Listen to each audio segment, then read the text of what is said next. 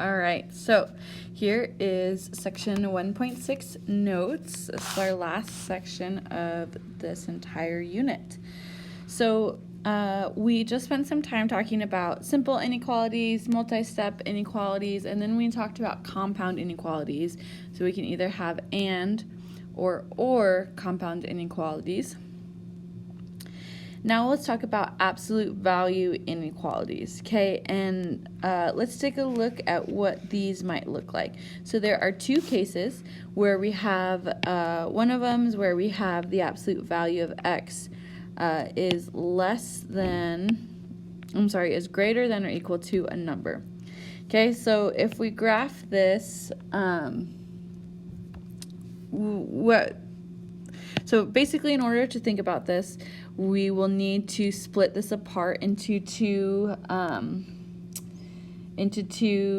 separate conditions, or two separate, I can't think of the word right now, cases, two different cases, okay? So we know that the absolute value of a number can have two different meanings. Like if we have the absolute value of x is equal to 3, well, x can be equal to 3 or negative 3, right? So if the absolute value of x is greater than 7, we can have a condition where x is greater than 7, or greater than or equal to 7, or x is less than or equal to negative 7. So if you can see this easily by looking at the graph of it. So if we graph x is greater than 7, greater than or equal to 7, so we have a closed circle over 7, and it's going to the right. If x is less than or equal to negative 7, we have a closed circle over negative 7, and that's going to the left, okay? So the absolute value of a number is greater than or equal to 7. So any number that's smaller than negative 7, right? So if we look at negative 9, the absolute value of negative 9 is 9, right? Which 9 is greater than or equal to 7. Okay, so that's why we have that condition. And then if we look at a number that is greater than 7 here, like I graphed that on 5. This is supposed to be up on 7. There we go. Like 8, well, the absolute value of 8 is equal to 8, and 8 is greater than or equal to 7. Okay, so that's kind of like a quick explanation about why we have these two different conditions when we have absolute value inequalities. Okay, so looking at this graph, you can tell that this is an or type of compound inequality. And the way that you can tell this even before graphing is if you have isolated your absolute value and the side with the variable is greater than or equal to the other side, then it's going to be or. Whereas if you have, after you isolate the absolute value, if the side with your variable is going to be less than the other side, you're going to have an and condition. And you'll see that when we look at the next one. Okay, so remembering our interval notation here, for an or compound, we're going to have two different intervals connected by union. Okay, so let's look at the left interval here, where our lower bound is negative infinity, and we go all the way up to negative 7. Negative infinity always gets parentheses. There's a closed circle over negative 7, meaning we include it, so it gets a bracket. And then a union, our other interval is 7 going to infinity. 7 is included, it has a closed circle, so it gets a bracket. And then the infinity gets a parentheses. So do we have some space? I also want to write this in set builder.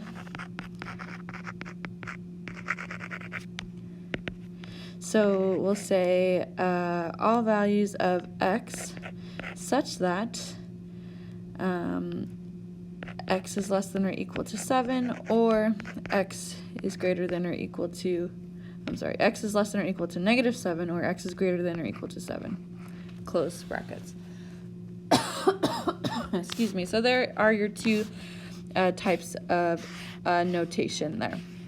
So let's look at the case over here where we have the absolute value of x is less than 4. So if we back up here, I just want to point out that when we split this into two cases, we wrote the first one of what was inside the absolute value, okay? And then we kept the sign the same, and then we kept the answer the same. And then when we wrote our other case, we wrote what was inside the absolute value here and here. We flipped the sign when we made this negative. Okay, so that's going to be the common practice. You're going to write it kind of as is without the absolute value brackets, and then when you write the negative version, you're going to flip the sign. Okay, so following along with that pattern, the absolute value of x is less than or equal to 4. We're going to write this as x is less than or equal to 4. And then we're going to have x is greater than or equal to negative 4. Okay, so we just wrote the negative version with a flipped sign. So let's look at this graph. So we have x is less than 4, less than or equal to 4. So we have a closed circle over 4. We have x is greater than or equal to negative 4. We have a closed circle over negative 4. We're greater than negative 4 and less than positive 4. So we're just going to connect these in the middle, okay? And then that's where you can see that this is an and, right? We're overlapping here versus the top one where it's an or. So in interval notation, we're going to write our lower bound, which is negative 4, our upper bound, which is positive 4. They're both included, so we're going to get brackets on those. Let's write it in set builder notation really quickly. So open curly bracket, all values of x, such that negative 4 is less than or equal to x is less than or equal to positive 4, close curly bracket. So remember, when we have an and inequality, we can write the solution, the inequality solution, as a combination of the two conditions there. Okay, so what does this mean? Well, this means that absolute value inequalities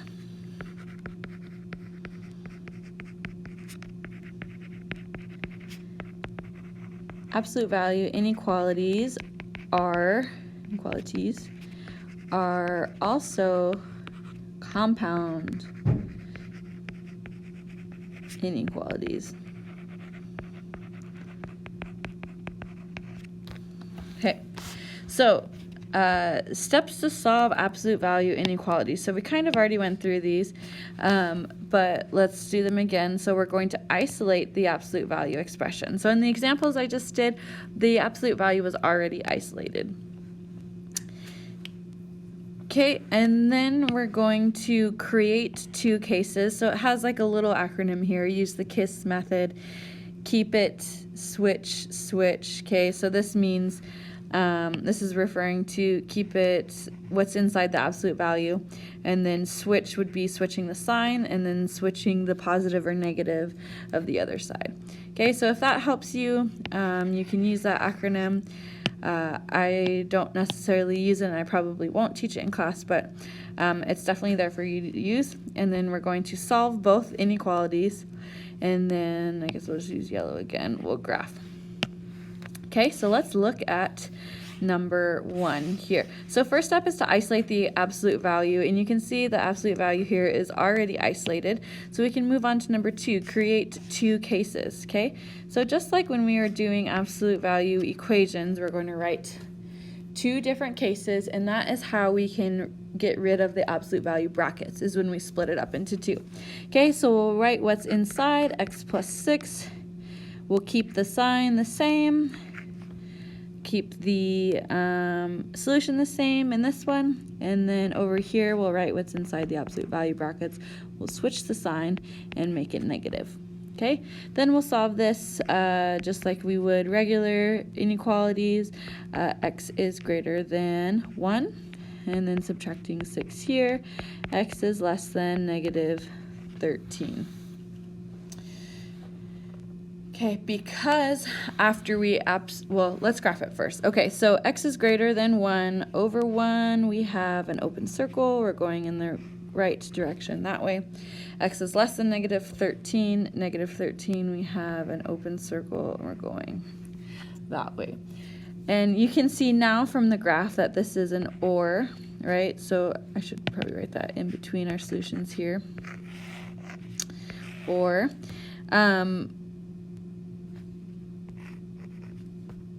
but you could also see from the beginning where since the sign was pointing, since the variable side was greater than the solution side, it was going to be an or. So that's just kind of a trick you can keep in mind. You don't necessarily need to know that, because once you graph it, you'll be able to tell.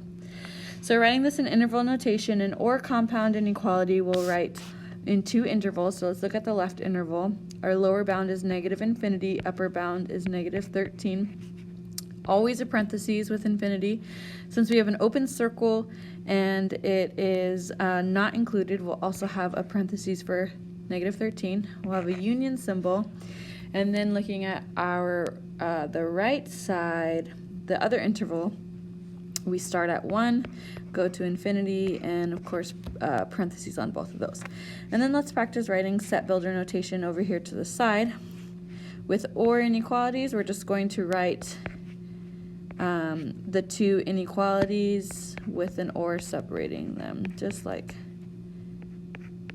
they are there.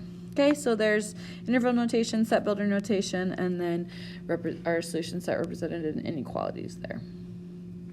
Good. Okay, let's do another one that has a little more steps. And then, yeah, let's just do number 12. Okay, because all of these are going to be fairly similar to the inequalities you've already been doing. So you should have pretty good practice with these already. But let's do number 12.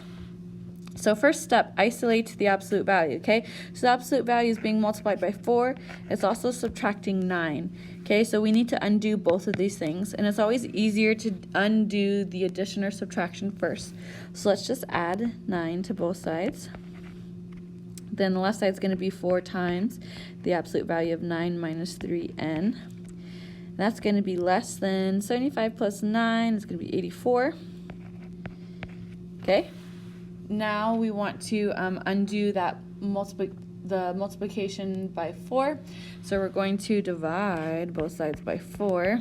Here the 4's will cancel out, so we'll be left with 9 minus 3n. The absolute value of 9 minus 3n is less than 21. Okay, now that we have it isolated, we'll write it into two different cases here. So I'm actually just going to move this up here. Oops, I left the 4 with it. I'm just going to move this up here so we have some more space to work with it. So let's write into two different cases. So we'll write what's inside the absolute value, 9 minus 3n. And just right off the bat here, since the side with the variable is going to be less than the other side, we know that this is going to be an and inequality. Again, not super important, but just kind of cool to know. So 9 minus 3n is less than 21, and then 9 minus 3n is greater than negative 21. So let's subtract 9 from both sides. We get negative 3n is less than 12. Okay, and then divide by negative 3, divide by negative 3, we get n. Flip the sign because we divided by a negative. N is greater than negative 4. Okay, so that's one of ours. And then we have the other side, subtract by 9, subtract 9, negative 3n is greater than negative 30. Divide by negative 3, divide by negative 3, n is less than, we flip the sign here because we divided by a negative, n is less than positive 10. Okay, so let's graph this. N is greater than negative 4, so open circle over 4. N is less than 10, open circle over 10. Greater than negative 4, less than 10, we're going to be covering what's in between these.